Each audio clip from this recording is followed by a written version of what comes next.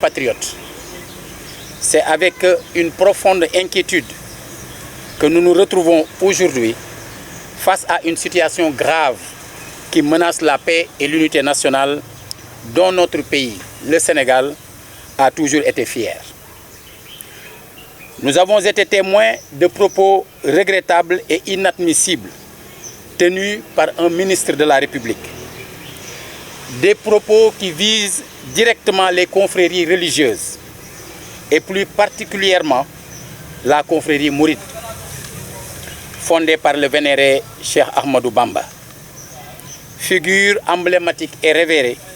de l'islam soufi. Ces paroles ne peuvent être prises à la légère. Elles ne sont pas de simples dérapages verbaux. Elles constituent une attaque frontale contre le modèle d'islam tolérant, pacifique et ouvert qui fait la force et la particularité du Sénégal. En s'en prenant à une communauté religieuse si ancrée dans notre culture, c'est l'âme même de notre nation que l'on met en péril. La confrérie mouride, tout comme les autres confréries religieuses, a joué un rôle central dans la construction de notre identité nationale. Elle a œuvré pour la paix, la solidarité et le développement de notre société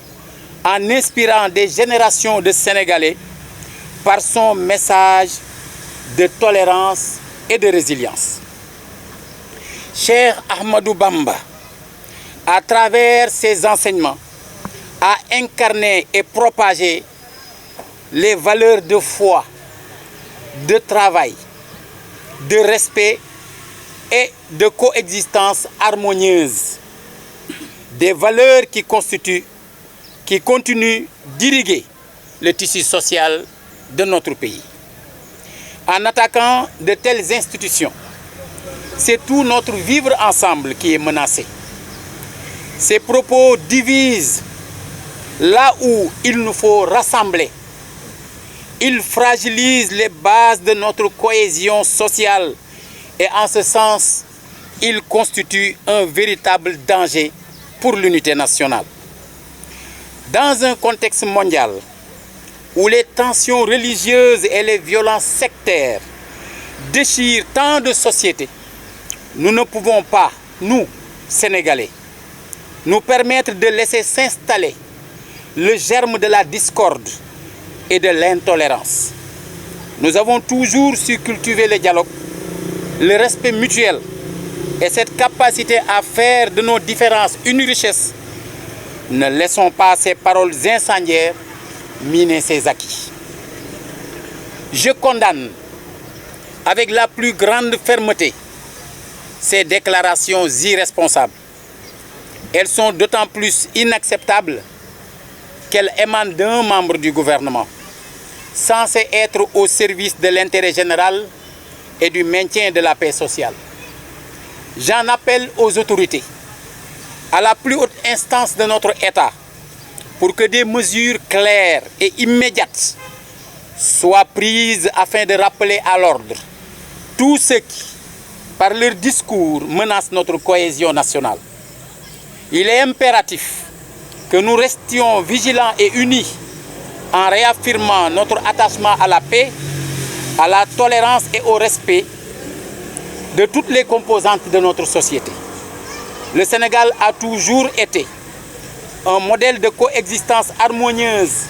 entre les différentes confréries religieuses et il est de notre devoir, collectivement, de préserver cet héritage. Que chacun prenne conscience des conséquences dramatiques que de tels propos peuvent engendrer et qu'ensemble, nous continuions à bâtir un Sénégal uni, fort et en paix, fidèle aux valeurs de nos ancêtres et à l'enseignement des grands guides religieux qui ont marqué notre histoire. Vive la paix, vive la tolérance, vive l'unité nationale, vive le Sénégal, jërëjëfati borom Touba. Talla Sylla, Baye Fall du peuple. ci jamono ji ñépp dégg nañu ay kàddu yu jib mel ne kàddu yu la yoo xam ne dañoo jóg yëngal li masalal bennoo bi am ci biir Sénégal ndax ñépp xam nañ ne suñuy maam ba tey ay wuute gis-gis ci wàllu diine ci wàllu philosophie ak ci wàllu politique yàgg na fi waaye ñépp it nangu nañ ne jàmm yàgg na fi te loolu la ko lal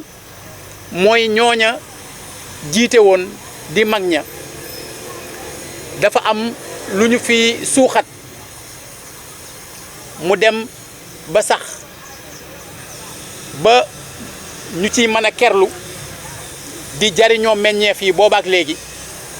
jàmm ju yaatu ji nga xamante ni dañ ko mës a dund ci biir Sénégal ma nga cosaanoo ca loola kon su fekkee ni dafa am koo xam ne dañ koo jox cër ci biir fa ñuy tuddee présidence de la République mu yëkkati ay kàddu yoo xam ne yemul ci wengal gaal gi waaye dañoo bëgg a wengal géej gi dafay jaadu nag ñu yëkkati kàddu wax ba ñépp dégg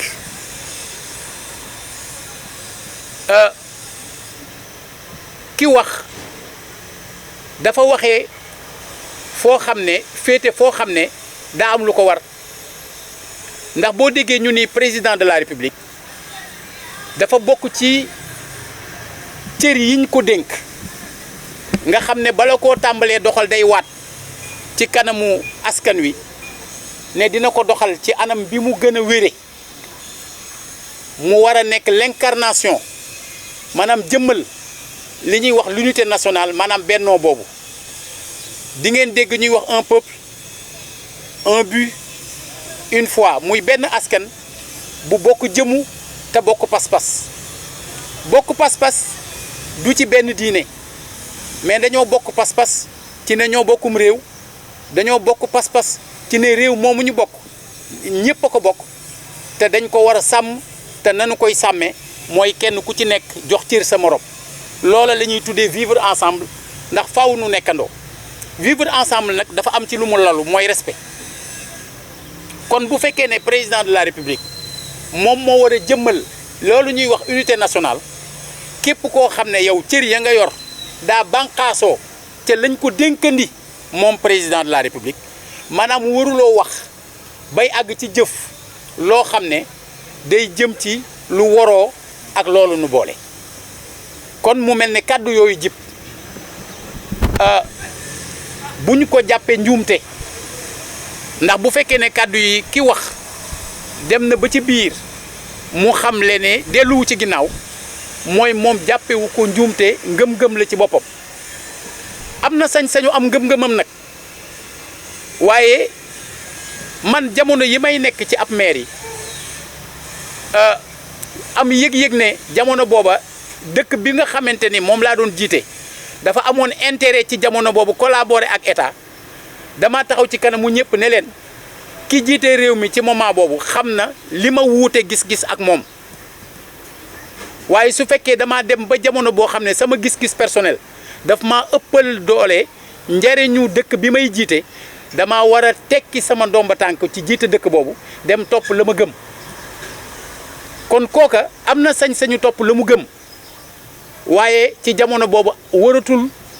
bokk ci ñiy yor cër rawatina ci bërëb bu mel ne présidence de la République ndax foofa sénégalais yi dañ ko bokk boole seen ngëm dénkandi ko nit ne ko doxalal nu ko kon lépp loo xamante ni dafa yëngal nekkin wi dafa yëngal jàmmi Sénégal xamu fu mu war a jóge waaye wërta jóge foofa kon damay woo ñii nga xam ne ñoo jiite tey jii Sénégal ne leen nanu dakkal loola ci lu nu mu gën a gaawee ndax am nañu wàll wi te loola ci seen cër la bokk dama mës a dégg Serigne Cheikh Ahmed Tidiane Sy Al Maktoum mu ni dafa mas a dem ci Serigne Babacar Sy ne ko defal nga ma lijaasa ci lu ne tey dama bëggoon nga defal ma ko ci politique nee na sëñ Babacar Sy ne ko Cheikh teel na mu ne ko lu tax mu ne ko gis nga faqastalu diine mu ne yaa mu ne ko astaghfirullah moo koy faj waaye faqastalu politique astaghfirullah faju ko liggéey bu rëy koy faj rawatina kon su fekkee da ngaa boole faqastalu diine ak faqastalu politique loolu fu ñu koy nettalee kon lu mel noonu su amee ah ñun waruñu xaar mbir mi di dem ba nit ñi di fayul seen bopp ak di jël ay pexe yoo xamante ni xëy na dinañu xam fa muy tàmbalee waaye kenn du xam fu muy yem ndax ñëpp bokk nañ d'accord ne adduna bi fépp fu fa yëngu lu mel noonu ko yëngal ñun nag li ñuy sàkku mooy képp koo xamante ni dangaa yore cër tey jii te yilif ki yëkkati kàddu gu mel noonu nga fexe ba joxe misaal boo xam ne ëllëg ak fu ay mënti féete di nga xam ne am na loo xam ne réew mi kenn waru ko fi wax ah comme nag ku tudd président de la république ci benn anam bi ñu toppee la ne da ngaa joxul cër institution wu président de la république faaw nu xam ne Sénégal da suñu kilifa diine yi ay institution lañu suñu këru diine yi ay institution lañu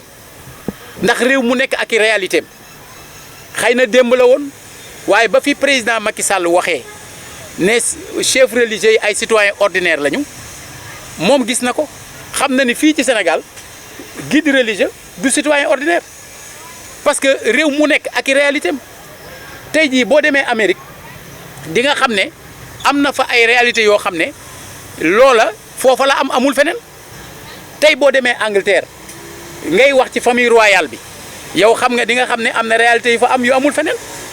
kon tey jii ñun ñii ci sunu réew mi dafa am lenn loo xam ne lu mat a bàyyi xel la man jamono boobu président Macky Sall li muy nekk sama xarit man maa dem ci télévision ne ko pour won la ni chef religieux yi du ñu citoyen ordinaire wooteel ñoom ñu woote ñoo la fal de ñëpp a dajaloo ñu fal la waaye wooteel chef religieux yi woote non seulement doo gis kenn waaye ñenn ci ñi lay garder dinañ la yóbbu nga wuy ci man maa ko wax te yaakaar naa ni taxawaayam après ci këru diine yi wane na ni moom ci boppam rëccu na lool maintenant nag mbir mi bu ngeen xoolee ni muy demee di ngeen xam ne jël na beneen dimension maanaam romb na loola fuuf ndax bokkul ndax bii dafa doon benn attaque boo xam ne yemul ci gis-gis nit ñi dañoo jàpp ne dafa am ku jóg walla ñu jóg bëgg suñu modèle bi ñuy dundee boobaak léegi nii te mu jik ñu bëgg ko balayee dindi ko li nga jàppoon ba am lii bu ko bàyyi ti jig na la kon du ñu bàyyi kenn di ñu fekk suñu loxo ñuy wàcc li ñu fi bàyyi boobaak léegi muy nërmeelu jëm ci kaw suuf kon man de woote bi ci turu Baye Fall du peuple laa ko wootee wootewu ma ko ci jataayu parti politique wootewu ma ko ci beneen xeetu jataay boolewu ma ci tamit leneen lu bokkul ci lii nuy wax ngir loo mënti gis da nga koy natte ca fa mu toll nañu jéem a seet naka la ñuy fexee ba li ñu war a arrêté ñu arrêté ko dafa am benn boroom xam-xam buy wax ne nee na d'une petite erreur on peut toujours faire une erreur monstrueuse il suffit d'y insister de lui trouver des justifications profondes de la mener à son terme keneen teg ci ne l'homme intelligent n'est pas celui qui ne fait pas d'erreur ces gens-là n'existent pas et ne peuvent pas exister mu ni celui-là est intelligent qui fait des erreurs et qui sait les réparer et vite kon balaa mbir mi di jéggi dayoo ñi nga xam ne ñoo ko seq nañu ko waxtaanee lijjanti ko su dul loolu dinañu bàyyi ay porox ndoll yoo xam ne la muy jur du neex kenn te ñun ñëpp suñu intérêt mooy noonu ñuy doxee boobu ba léegi nga xam ne du ñu bokk gis-gis ci politique du ñu bokk gis-gis xëy na ci diine te ñi ngi nekkandoo trouver ay mécanismes yoo xam ne ca la ñuy jaare pour di ko waxtaane ak di leen saafara dans le respect loola nañu fexe ba sàmm ko parce que suñ ko sàmmulee mën nañoo dem ba toll ca foo xam ne bu ëllëgee ñëpp dañ koy reccu te reccu waruñu jërëjëfati borom Touba.